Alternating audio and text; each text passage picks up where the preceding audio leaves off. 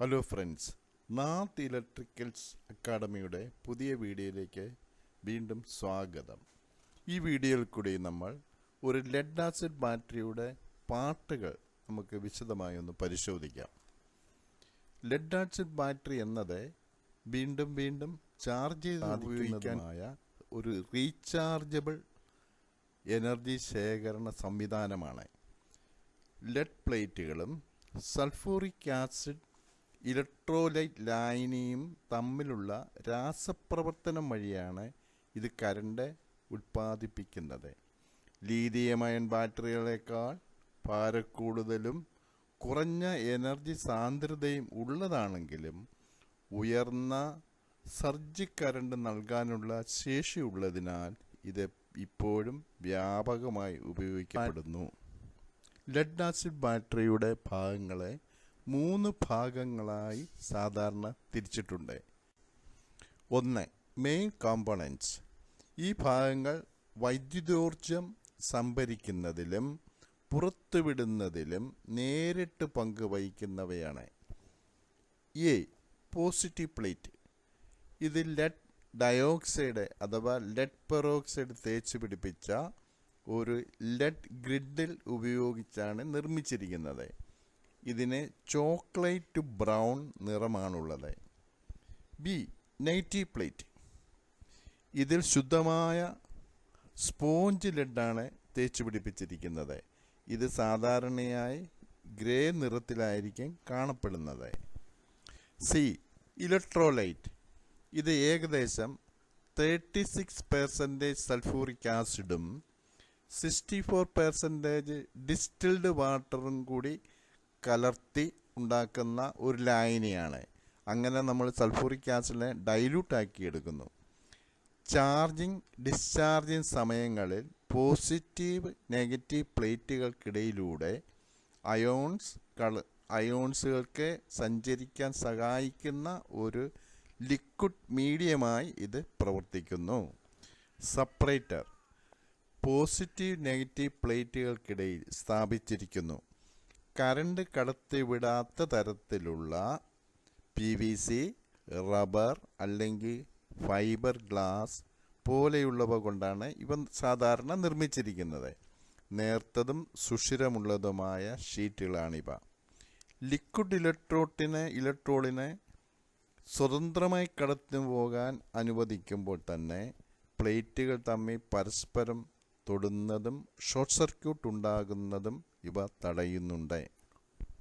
കണ്ടെയ്നറിനുള്ളിൽ ഈ സ്ഥലത്തെ പ്രത്യേക കമ്പാർട്ട്മെൻറ്റുകൾ അല്ലെങ്കിൽ സെല്ലുകളായോ തിരിച്ചിരിക്കുന്ന ഭിത്തികളാണ്. ഇതിനെ ഓരോ സെല്ലുകളും ഏകദേശം 2.1 വോൾട്ടേജ് പ്രൊഡ്യൂസ് ചെയ്യും. സാധാരണയായി ഉപയോഗിക്കുന്ന ഒരു 12 വോൾട്ടേജ് കാർ ബാറ്ററിയിൽ സീരീസായി ഘടിപ്പിച്ചിട്ടുള്ള 6 സെല്ലുകൾ അടങ്ങിയിരിക്കും. അതായത് 6 × 2.1 വോൾട്ടേജ് അപ്രോക്സിമേറ്റ്ലി 12.6 വോൾട്ടേജ് ആയിരിക്കും. 2. Structural and housing elements. ഈ ഭാഗങ്ങൾ ബാറ്ററിക്കുള്ളിലെ മറ്റെല്ലാ ഘടകങ്ങളെയും സുരക്ഷിതമായി ഉള്ളിൽ ഒതുക്കി നിർത്താനും സംരക്ഷിക്കാനും ശരിയായ രീതിയിൽ ക്രമീകരിക്കാനും സഹായിക്കുന്നു. എ. കണ്ടെയ്നർ അല്ലെങ്കിൽ കേസിംഗ്. ഇത് ബാറ്ററിയുടെ പുറംചട്ടയാണ്. സാധാരണയായി ഹാർഡ് റബ്ബർ അല്ലെങ്കിൽ ഉയർന്ന സാന്ദ്രതയുള്ള പ്ലാസ്റ്റിക് പോലെയുള്ളവ ഉപയോഗിച്ചാണ് ഇത് നിർമ്മിച്ചിരിക്കുന്നത്.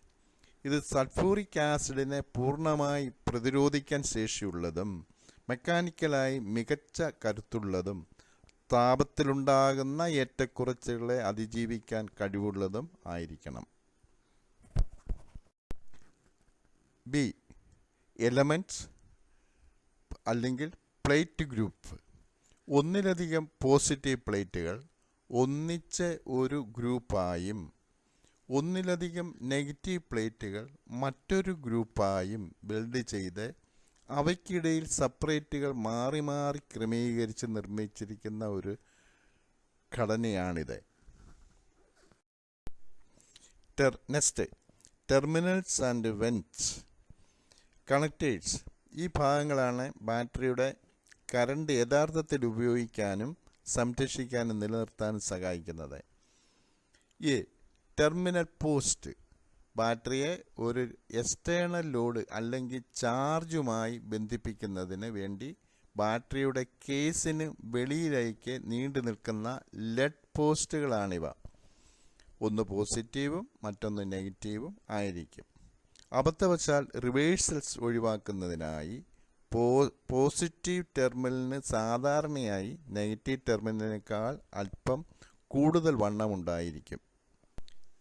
ഇൻ്റർസെപ്റ്റ് കണക്റ്റേഴ്സ് ഓരോ സെല്ലുകളുടെയും ഒരു സീരീസ് ചെയിനായി പരസ്പരം ബന്ധിപ്പിക്കുന്നതിന് വേണ്ടി സെൽ പാർട്ടീഷൻ്റെ മുകളിലായി വെൽഡ് ചെയ്ത് പിടിപ്പിച്ചിരിക്കുന്ന ഹെവി ലെഡ് ബാറുകളാണിവ.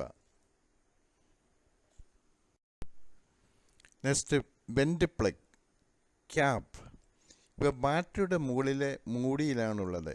പ്രധാനമായും രണ്ട് സുപ്രധാന ആവശ്യങ്ങളാണ് നിറവേറ്റുന്നത്.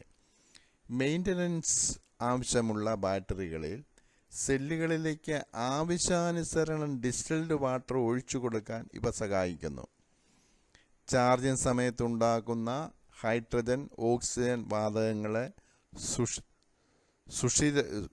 സുരക്ഷിതമായി പുറത്തുവിടാൻ ഇവയിൽ ചെറിയ സുഷിരങ്ങളുണ്ട്. ഇത് ബാറ്ററിക്കുള്ളിൽ ഗ്യാസ് പ്രഷർ കൂടുന്നത് തടയുകയും കേസിംഗ് പൊട്ടിപ്പോകാതെ സംരക്ഷിക്കുകയും ചെയ്യുന്നു. Thank you for watching. Please like, share and subscribe Nath's Electrical Academy.